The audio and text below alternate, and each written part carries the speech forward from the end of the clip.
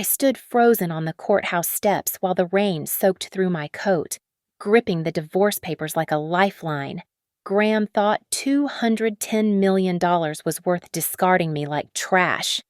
A black Bentley slid to the curb, blocking my exit. The window lowered to reveal a sharp-eyed woman holding a sealed envelope. She looked at me and said, "Do not sign that. Not today. My name is Elena Sutter. 10 minutes ago.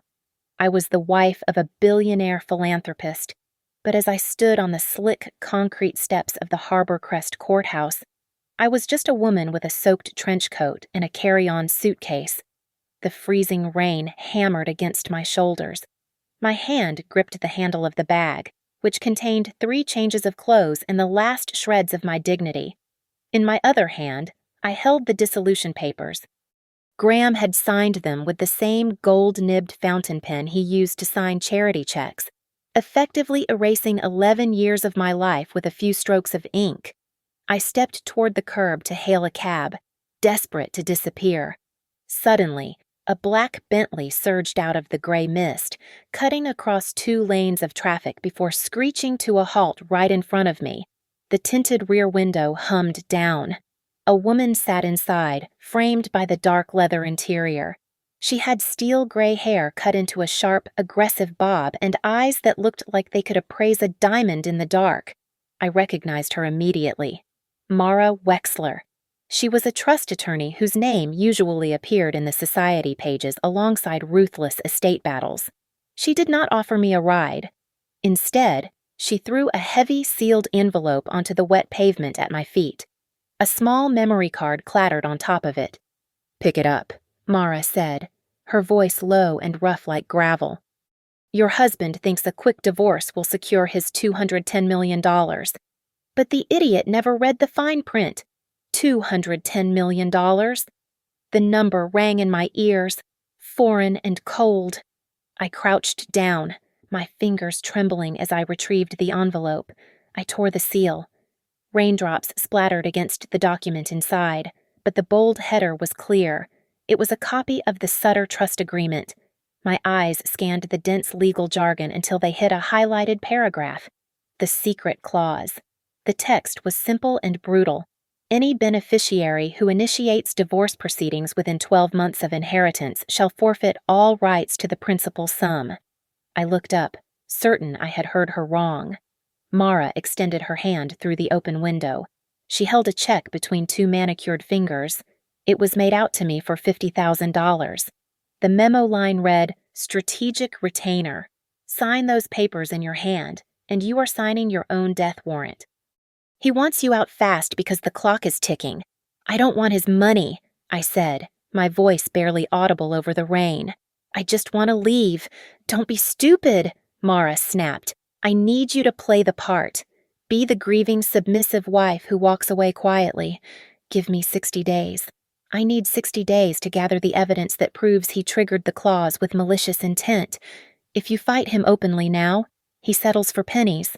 If you wait, we bury him." I looked at the check, then back at the heavy wooden doors of the courthouse. I did not agree because of the money. I agreed because I remembered Graham's face last night. He had stood in our foyer, adjusting his cufflinks for the gala, and handed me the divorce petition like it was a dry cleaning receipt. He had looked at me with a hollow, bored expression. I was an object he had outgrown, a prop that no longer fit the stage design of his new life.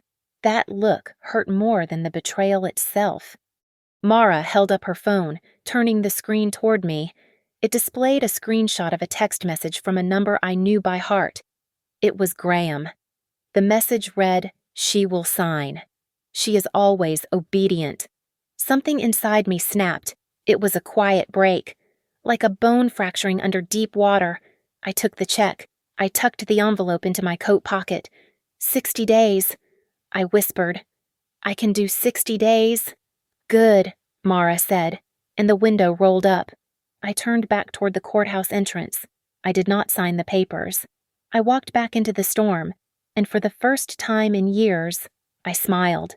18 hours before the rain ruined my coat, I stood before the floor-to-ceiling mirror in our master bedroom, smoothing the emerald silk of my evening gown.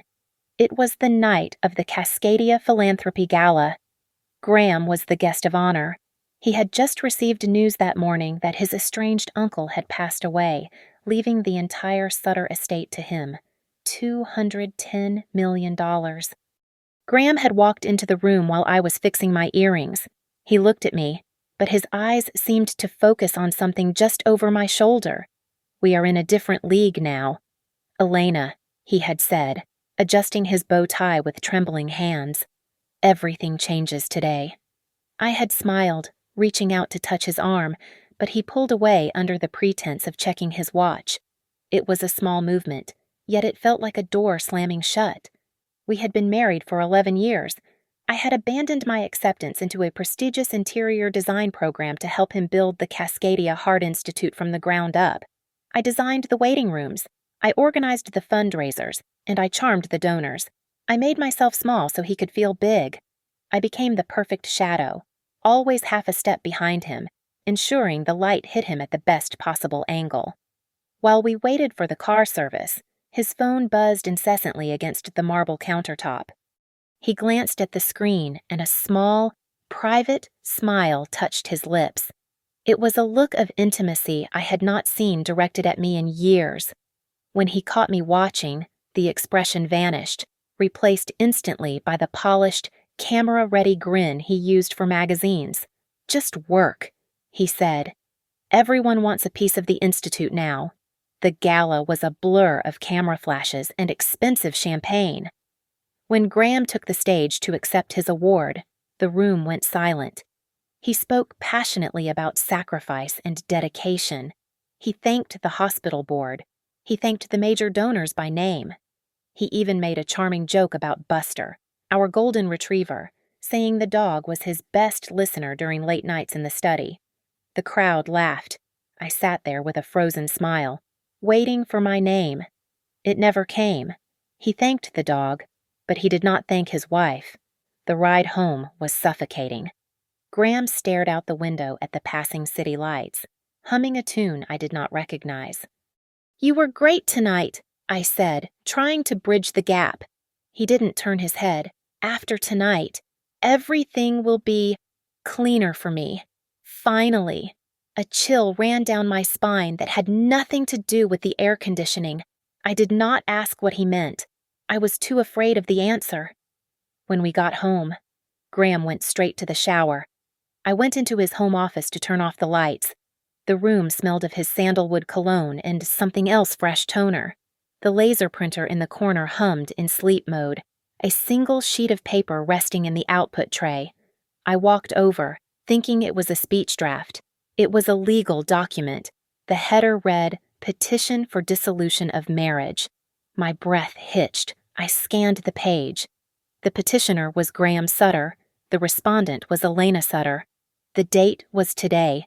He had printed it before we even left for the party. My hands shook as I set the paper down. The laptop on his desk was still open. I touched the trackpad, waking the screen. It was open to a folder labeled Trust. There were dozens of financial spreadsheets, but one file stood out because it had a red padlock icon next to it. The file name was Sutter Clause PDF. I double-clicked it. A password prompt appeared. My heart hammered against my ribs. Why would he lock a specific clause of his uncle's will? "Don't touch that," a voice said from the doorway. I spun around. Graham stood there, towel drying his hair, his face stripped of all the charm he had worn on stage. He didn't look guilty. He looked annoyed, like he had caught a child playing with expensive equipment. "Graham," I whispered, my voice failing me. What is all this?" He walked over and snapped the laptop shut, the sound echoing like a gunshot in the quiet room. "Go to bed." "Elena," he said, his voice terrifyingly calm. "We have a long day tomorrow." The morning sun that flooded our kitchen felt like an insult. The storm had passed, leaving behind a brilliant, blinding light that exposed every dust mote in the air. I sat at the marble island, my hands wrapped around a cold mug of coffee. Graham stood opposite me, dressed in a crisp navy suit, looking infuriatingly fresh. He placed a thick stack of documents on the counter between us. The sound of the paper hitting the stone was heavy and final. "Sign it," Graham said, his voice level and devoid of warmth. "I am letting you leave with dignity." I looked down. It was the divorce agreement, topped with a non-disclosure agreement so restrictive it would essentially gag me for the rest of my life. "Dignity?" I asked, my voice trembling. "You printed this before the gala. You were planning this while I was fixing your tie." Graham sighed, a sound of exaggerated patience that made my stomach turn. He tapped the paper with his index finger. "This is to protect the trust. Elena, to protect the image of the Institute. That money is Sutter family money. You have no part in it. It is purely a bloodline inheritance. I gave you everything," I said, standing up. "I built that institute with you. I paused my life so you could have yours." He laughed, a short, sharp sound. "You are making a scene. You are always so emotional. This is exactly why it does not work anymore. Now that the trust is active, the stakes are higher. I need someone suitable for this new life, someone who understands the weight of this legacy." Suitable. The word hung in the air like a slap. He was not just leaving me. He was rewriting our history to make me the villain, the hysterical wife who could not keep up with his success. "You have 48 hours to vacate the premises," he said, checking his watch. "I have already canceled the supplemental credit cards. The joint accounts are frozen pending litigation. It is standard procedure." I felt the blood drain from my face. I reached for my phone and opened my banking app. Access denied. Zero balance available. In seconds, I realized the terrifying truth. I had no financial freedom. I had allowed him to handle everything, believing it was a partnership. In reality, I had been an employee who had just been fired without severance. I grabbed my purse and drove to a law office downtown, desperate for clarity. The attorney I managed to see looked at the filing status on his computer and shook his head. Graham's legal team had filed the paperwork electronically at exactly 9 o'clock that morning. They had been waiting for the courthouse servers to open. It was a coordinated strike, timed to the second the inheritance became official. Panic set in. I stepped out onto the sidewalk and called Sarah, my old college roommate who worked in forensic accounting. I needed to know if I had any liquidity left. "Elena," Sarah said, her voice dropping to a whisper. "I looked up the property records like you asked. I don't know how to tell you this. Just say it," I snapped, gripping the phone. "There are 3 liens against the house," she said. "High-risk loans taken out in the last 6 months. Elena, the signatures on the documents, they look like yours. But the notary stamp is from a county you haven't visited in years. I had never signed a loan." I drove back to the house, my hands shaking on the steering wheel. I needed to pack. I needed to get my jewelry, my birth certificate, anything that was truly mine before the 48 hours were up. When I entered the foyer, Graham was standing at the top of the grand staircase. He looked down at me like a king regarding a peasant. "You should be grateful," he said, his voice echoing in the high ceiling. "I am not leaving you with nothing. I am being generous considering you contributed 0 capital to this marriage." I did not answer him. I walked past him to the coat closet. I needed the spare garage key to open the storage unit where I kept my old design portfolios. I grabbed his trench coat, the one he had worn the night before, and shoved my hand into the pocket. My fingers brushed against cold metal. I pulled it out, expecting the key. Instead, I held a ring. It was a platinum band set with a canary diamond, flashy and vulgar. It was not my size. It was not my style. And engraved on the inner band were 2 letters that made my heart stop. SM. It was not a random purchase. It was a promise to someone else. Graham had not just divorced me for the money.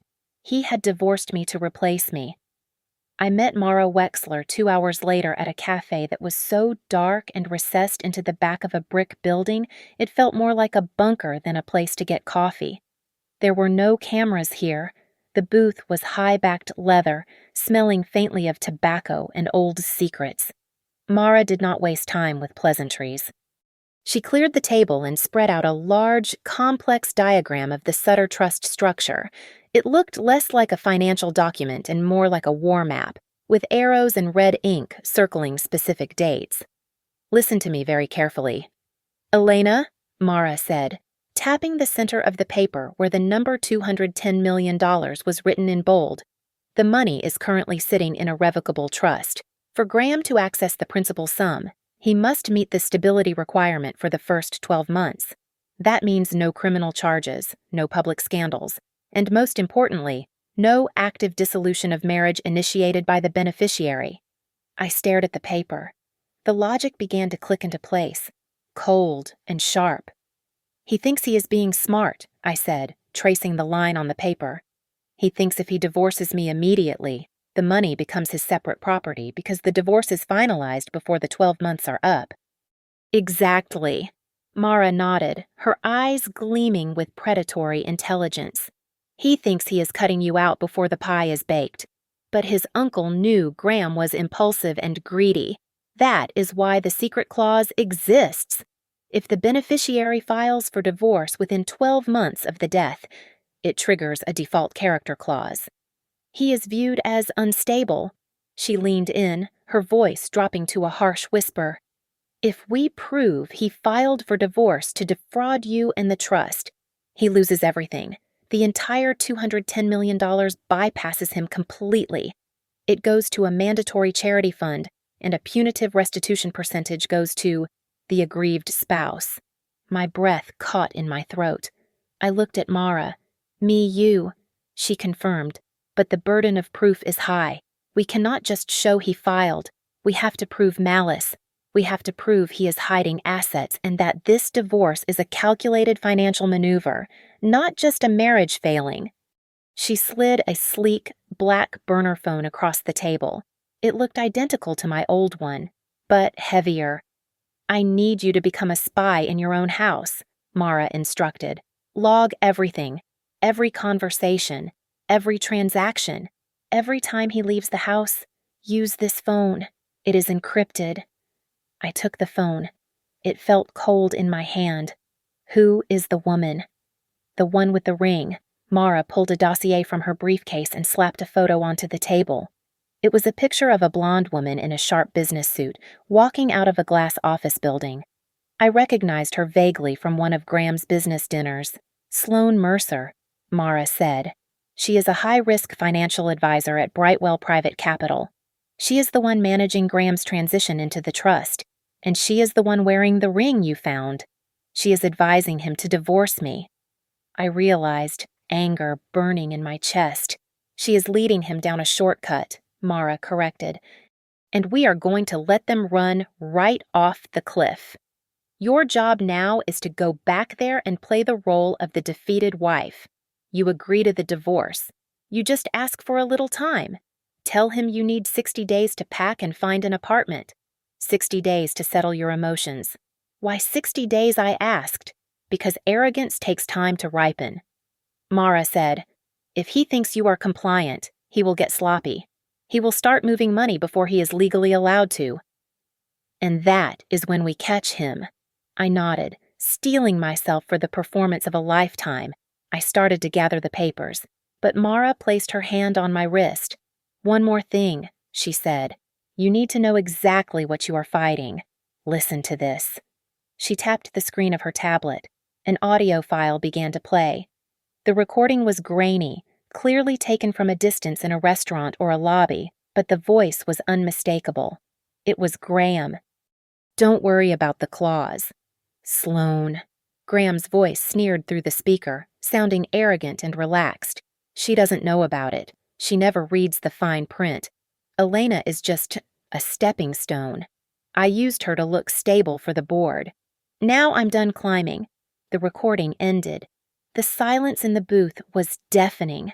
My heart felt like it had stopped beating in my chest. I was not a wife.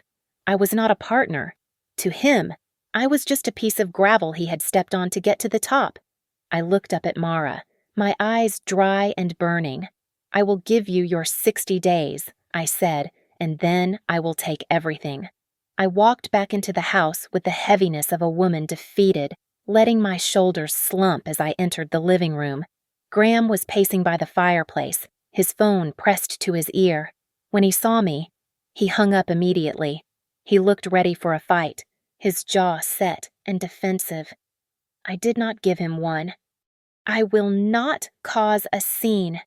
Graham," I said, keeping my voice low and trembling slightly. "I am too tired to fight you. I just need time. 60 days to pack my life and find a place. Then I will sign whatever you want." The tension left his body instantly. He let out a long breath, a sound of pure relief. He thought he had won. "That is reasonable," he said, nodding vigorously. "Take the guest room. I will have the lawyers draft a temporary occupancy agreement. Just keep it quiet." Elena, for the next week, I played the role of the ghost in my own home. I stopped asking questions. I stopped looking at him with betrayal in my eyes. I cooked dinner, I folded laundry, and I made myself invisible. Graham began to relax. He started bringing me flowers cheap, supermarket carnations that he would never have bought before he got the inheritance. "For the trouble," he would say with a tight smile. "You are being very mature about this." But beneath the surface, he was frantic. I watched him constantly checking his watch, taking calls in the garage, and locking his office door. One afternoon, while pretending to check the weather, I noticed a small, unfamiliar icon flickering on the status bar of my old phone. He had installed a keystroke logger and a GPS tracker. He was watching my every move. I left the bugged phone on the kitchen counter, charging whenever I needed to talk to Mara. I used the encrypted burner phone she gave me in the dead zones of the house, the laundry room, the back of the walk-in closet. On Tuesday, I went to the grocery store. As I was loading bags into the trunk, a man in a generic delivery uniform stumbled and slammed into my shopping cart. "Watch it," he snapped. But as he brushed past me, his hand dipped into my open purse.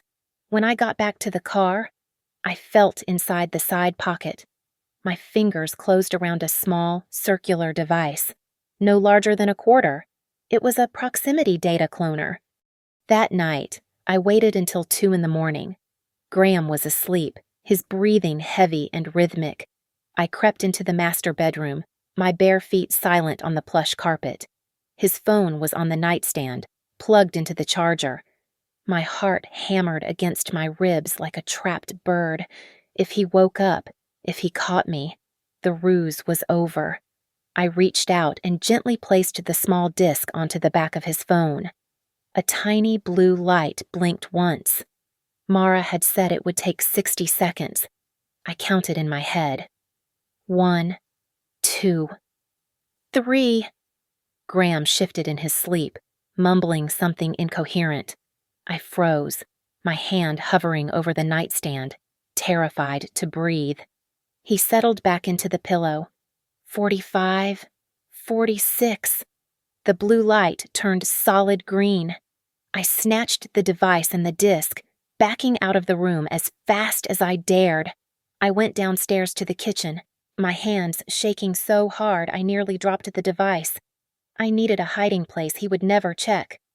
I opened the pantry and buried the data disk deep inside a box of high-fiber bran flakes, the one cereal Graham detested. Safe in the guest room. I uploaded the data to the secure phone. The decryption took 10 minutes. When the messages populated the screen, the picture became terrifyingly clear. There were dozens of texts between Graham and Sloan Mercer. "Graham, the board is scheduling the trust hearing for the 15th. We need the divorce decree signed before then. Sloan, I am setting up the shell accounts in St. Lucia. Once the decree is final, we move the liquid assets there before the audit. They were not just hiding money, they were planning to gut the trust completely." I scrolled down to a message sent yesterday, and my blood ran cold. "Graham, are you sure we are safe?" What about the uncle's conditions? Sloan, stop worrying. I know the will has a kill switch clause, but I have found a way to void it. She will be left with nothing, and we will be clear. I stared at the glowing screen in the dark.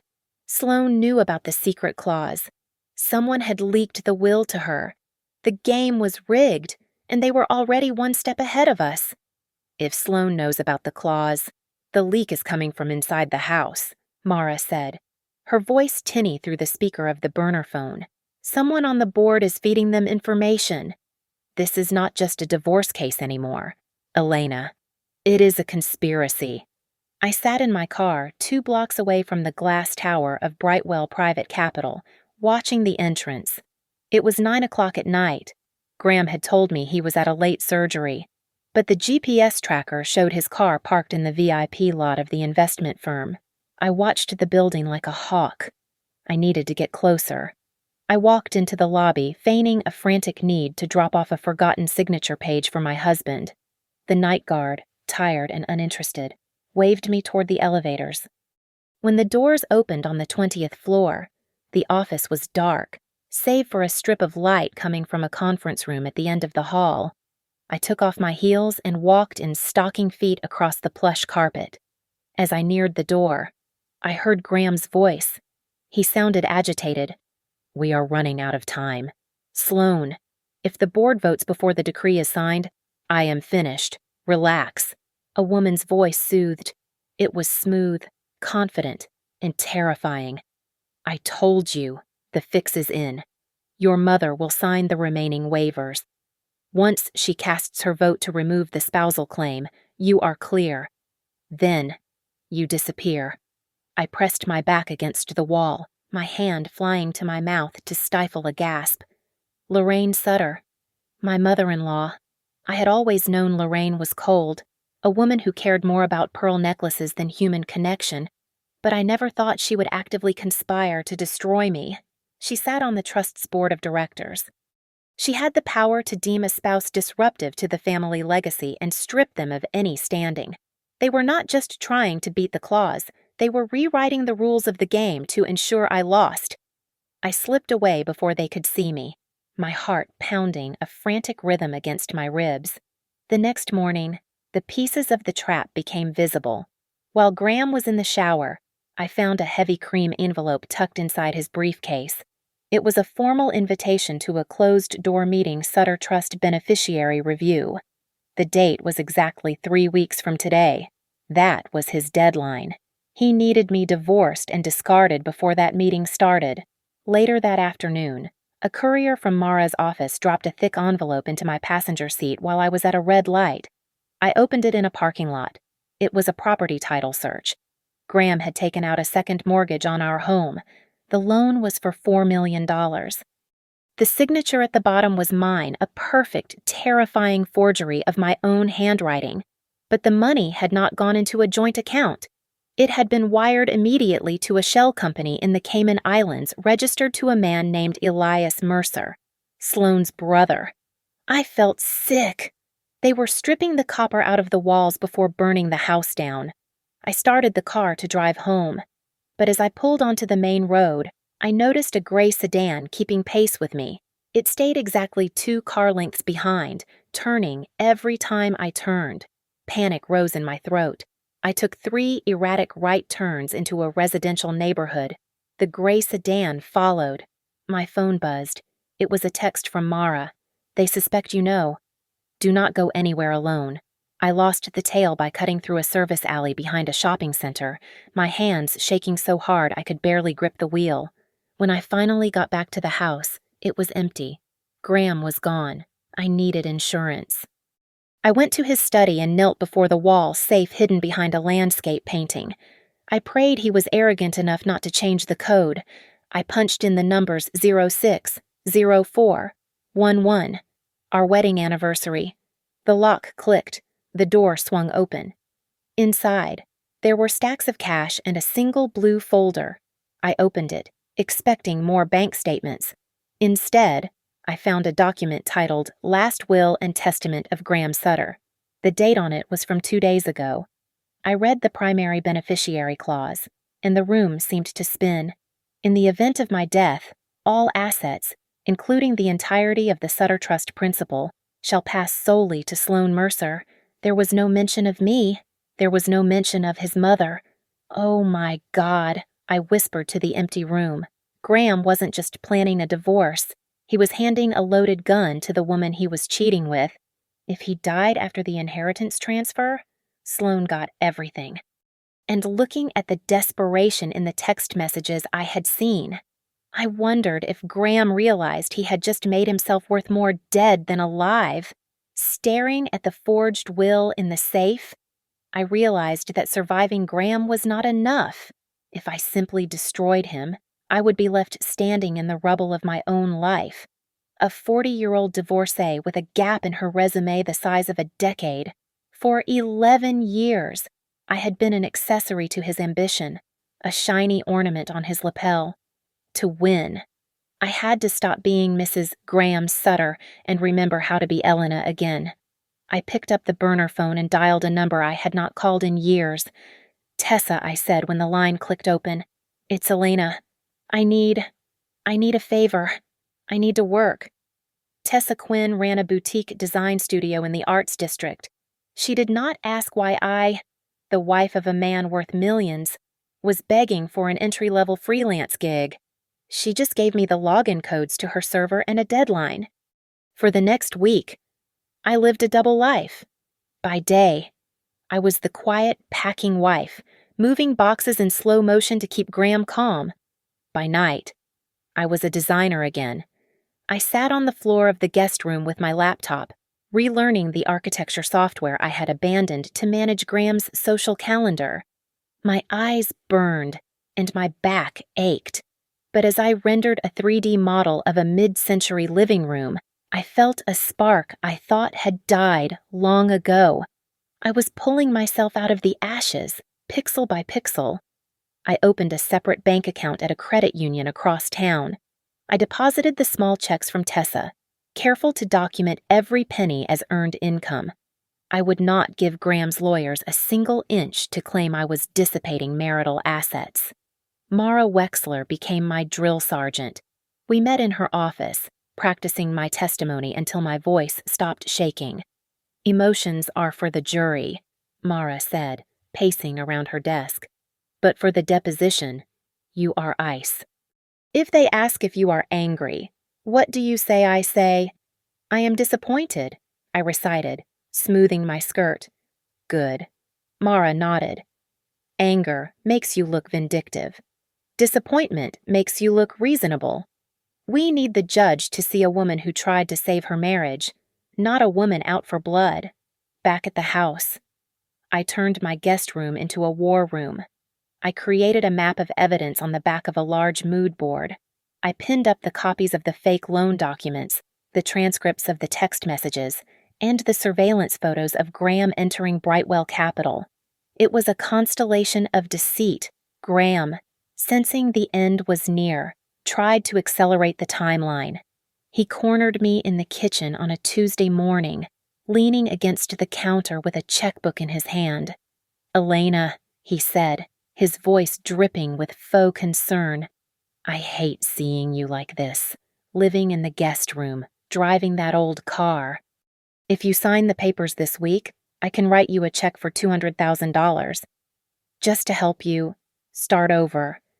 $200,000. It was an insult. It was less than the cost of the car he drove. I looked at him, forcing a tremble into my lip while my hand slipped into my pocket to ensure the recorder was running. 200,000, I asked softly. That is a lot of money, Graham. But are you sure you can afford it? The accounts are frozen. I have my ways, he said, winking conspiratorially. Cash is king. Just sign the papers, and the money is yours. No lawyers needed. I will. Think about it, I whispered. He walked away, whistling. He had just admitted to hiding cash assets on tape. The next day, I went to Tessa's studio to present my mood boards for a new client. I was nervous, adjusting my blazer as I waited in the conference room. The door opened, and a man in a bespoke gray suit walked in. He looked familiar, but I could not place him until he sat down and placed a folder on the table stamped with the Sutter Trust crest. He was Julian Vance, one of the senior board members of the trust.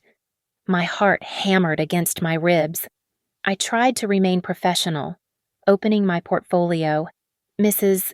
Sutter," he asked, looking at me with genuine confusion. He didn't look at my designs. He looked at my face. "Yes," I said, trying to keep my voice steady. "But please, call me Elena. I am assisting Tessa on this project." Julian Vance frowned, a deep crease appearing between his eyebrows. He tapped his pen against the table, staring at me as if I were a ghost. "That is odd," he said slowly, his eyes narrowing. "Graham told the board you were in a facility in Arizona for mental exhaustion. I thought you had been handled." The air left the room. Graham had not just told them I was crazy. He had told them I was institutionalized to explain my absence and justify cutting me out. "Handled?" I asked, my voice barely a whisper. "Yes," Vance said, leaning back, his expression shifting from confusion to cold calculation. "He said you were unfit to manage your affairs, but you seem very lucid to me." I closed my portfolio, my hands steady for the first time in weeks. "Mr. Vance," I said, looking him dead in the eye, "I am not just lucid, I am wide awake. We are walking on a razor's edge." "Elena," Mara said, sliding a document across her mahogany desk. It was highlighted in angry red ink. "This is the no contest clause.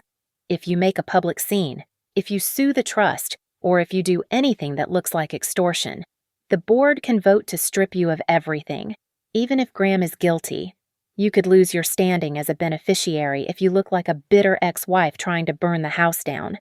I looked at the paper. The legal language was designed to silence dissent. "So I have to let him lie?" I asked, frustration rising in my throat. "No," Mara corrected, her eyes sharp. "You have to let him lie on the record. We do not attack. We wait. We need him to admit his motive before the trust meeting, and we need Sloan to file that fraudulent amendment. Once they submit a lie to the board, it is not just a family dispute.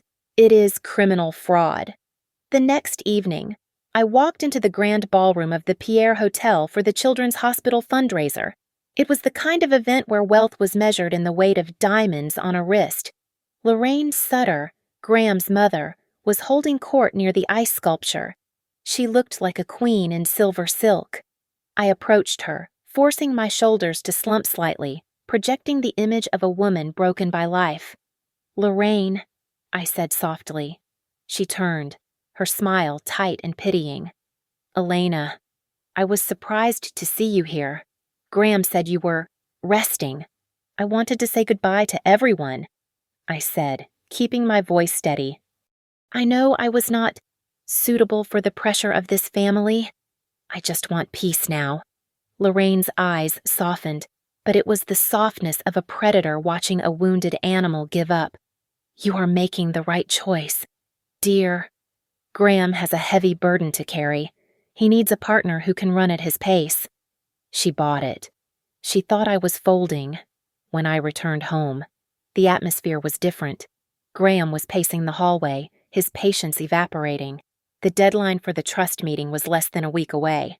He cornered me near the staircase, his face flushed with stress. "Sign the papers, Elena," he snapped. "I am done waiting for you to pack your boxes." "I am trying," I said, backing away. He grabbed my arm, his fingers digging into my skin. "Listen to me.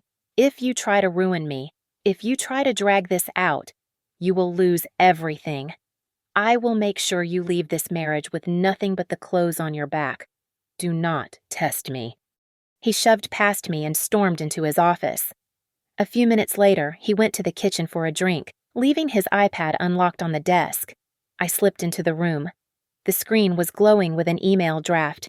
The subject line read, "Draft Amendment Remove Spouse Claim." I opened the attachment. It was a document written by Sloan, prepared for the board. It claimed that I had abandoned the marriage 6 months ago and that our relationship was effectively over before the uncle died.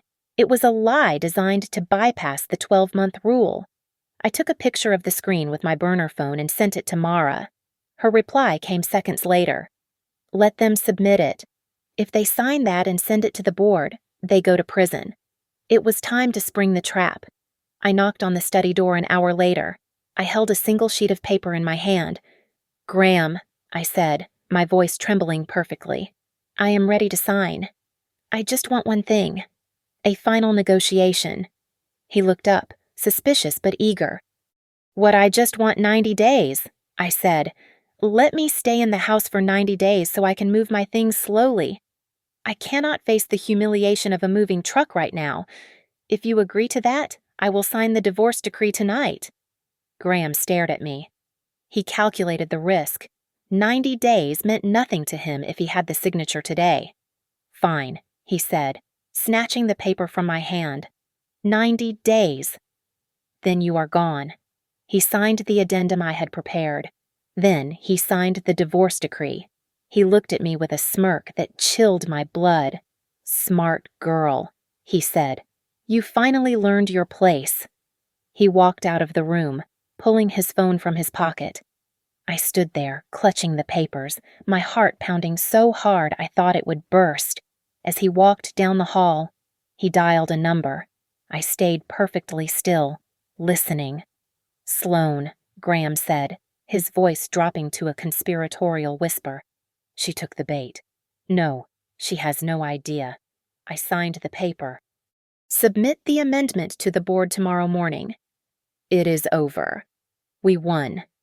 I looked down at the coffee table where I had left my phone face down. The recording app was running.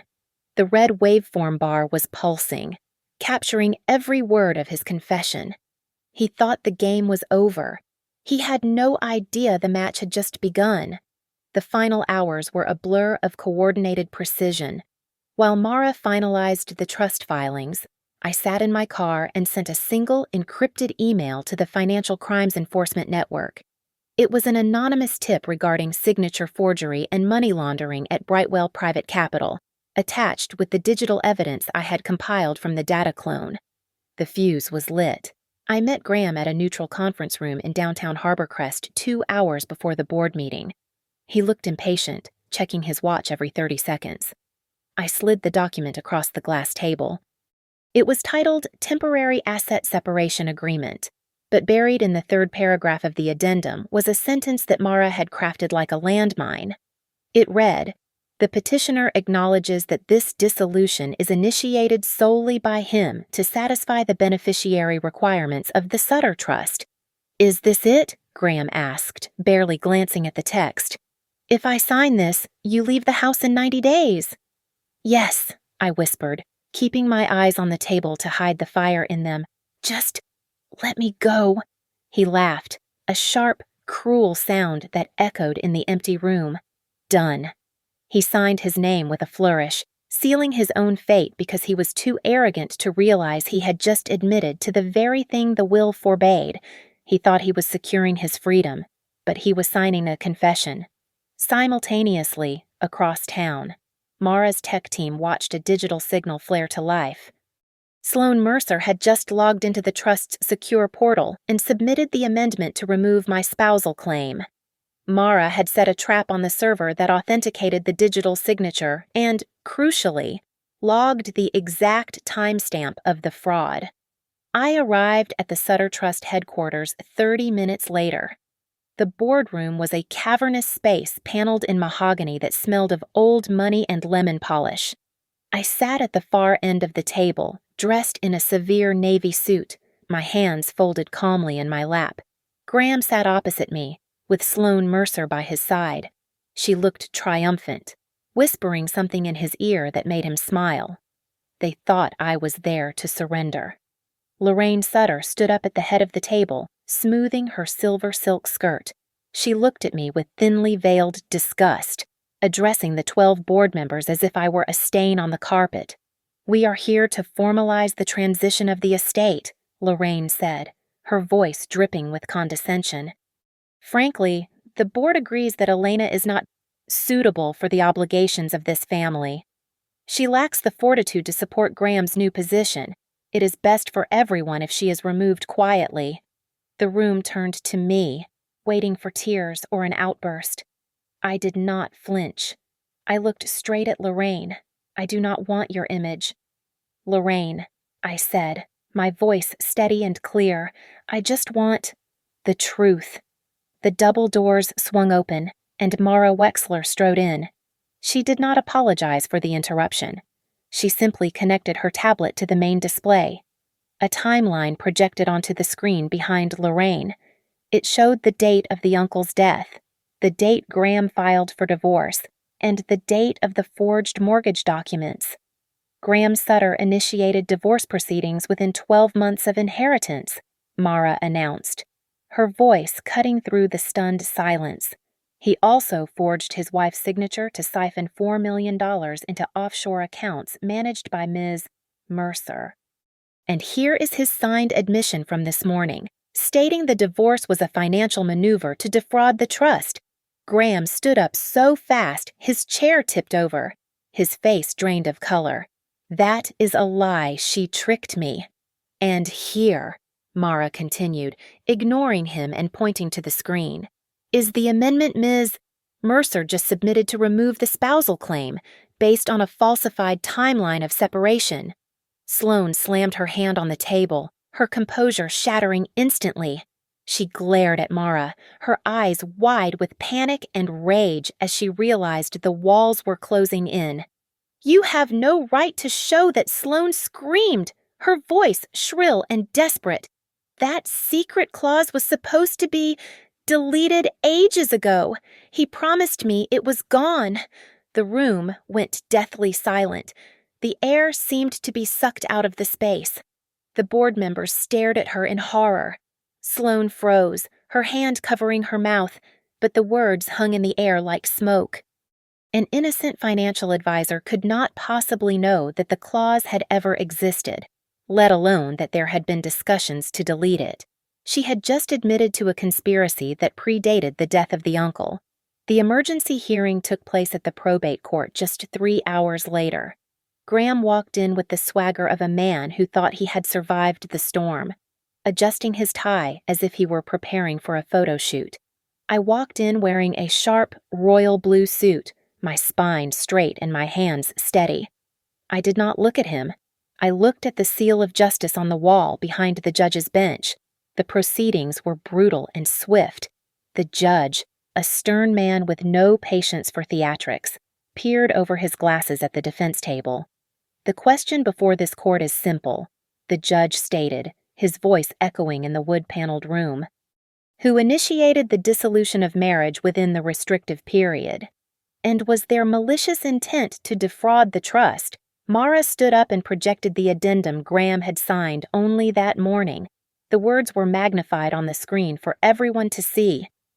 Your Honor, Mara said, her voice cutting like a knife. The petitioner, Graham Sutter, admitted in writing that he filed for divorce specifically to circumvent the beneficiary requirements. He signed this confession at 9 o'clock this morning. Graham jumped to his feet, his face flushing a deep, angry red. That is a trap. She tricked me into signing that the judge looked at him with cold indifference. Did you sign it? Mr. Sutter, I didn't read the fine print, Graham stammered, pointing a shaking finger at me. A signature is binding, the judge ruled, slamming his gavel. And frankly, your admission aligns perfectly with the timeline of events. Mara then presented the second blow. She submitted the forensic accounting report proving the forged mortgage documents and the wire transfers to the Cayman Islands. The doors at the back of the courtroom swung open, and 3 agents from the Financial Crimes Enforcement Network stepped inside. They held a warrant for the immediate seizure of all records from Brightwell Private Capital. Sloane Mercer, who had been sitting in the gallery trying to look inconspicuous, was intercepted by officers in the hallway. I heard the click of handcuffs, followed by a shriek that shattered the decorum of the court. You promised me, Sloane screamed, twisting around to look at Graham with wild eyes. You said I would have $210 million. You said it was done. Graham turned pale, the blood draining from his face as his accomplice implicated him in open court. The judge wasted no time. He looked down at the paperwork and delivered the final verdict. Pursuant to the secret clause of the Sutter Trust, the beneficiary rights of Graham Sutter are hereby revoked due to attempted fraud and violation of the spousal stability requirement. The principal sum of $210 million shall be transferred immediately to the designated mandatory charity fund. Furthermore, the court awards full restitution to the aggrieved spouse for the fraudulent loans taken out in her name. Graham collapsed into his chair. He looked small. He looked like a child who had broken a valuable vase and realized no one was coming to clean it up. He reached out toward me across the aisle, desperation in his eyes. Elena, he choked out. You can't do this to me. We are family. Please, fix this. I stood up, smoothing the front of my jacket. I looked him in the eye for the last time. I didn't do this, I said, my voice calm and final. You did it. You did it the moment you signed that petition. I walked over to the clerk's desk where the divorce decree was waiting. Now that the assets were protected and Graham was destitute, I had no reason to stay. I picked up the pen and signed my name. It was the easiest thing I had ever done. I walked out of the courthouse and into the late afternoon sun. I did not cheer. I did not cry. I just took a deep breath, and for the first time in 11 years, the air felt like it filled lungs that actually belonged to me. I stopped by a metal trash can near the curb. I slid the diamond ring off my finger and dropped it inside. It made a hollow clink as it hit the bottom. I pulled out my phone and sent a text to Tessa. I am ready. The new project starts tomorrow. I put the phone in my pocket and walked away, leaving the noise of a man who had lost everything behind me. I had not just won a lawsuit. I had won back my life. Thank you so much for listening to this story. I would love to know where you are tuning in from, so please leave a comment below, sharing your city or country so we can connect.